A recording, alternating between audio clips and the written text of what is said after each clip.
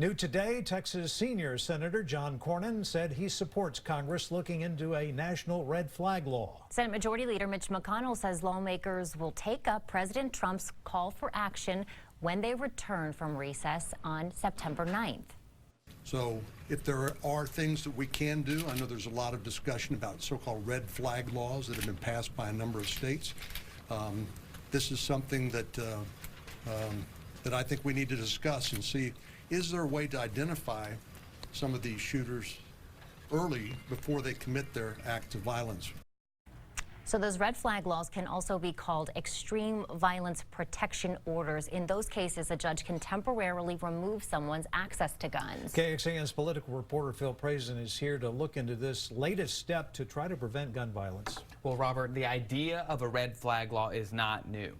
Even Republican Governor Greg Abbott even recommended looking into the laws after the Santa Fe High School shooting in his list of actions after that violent act. Lawmakers ended up not doing it because of opposition from Lieutenant Governor Dan Patrick in the Senate. But it looks like the debate will begin again. El Paso.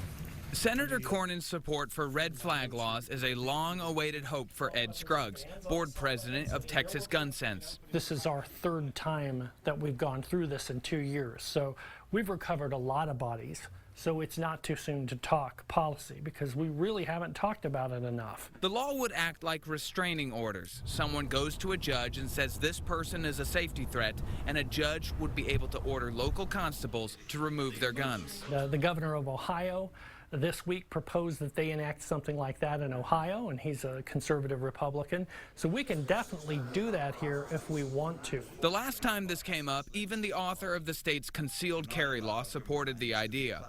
Recent polls from the University of Texas Politics Project shows that both the majority of Texans and the majority of Republicans favor the idea.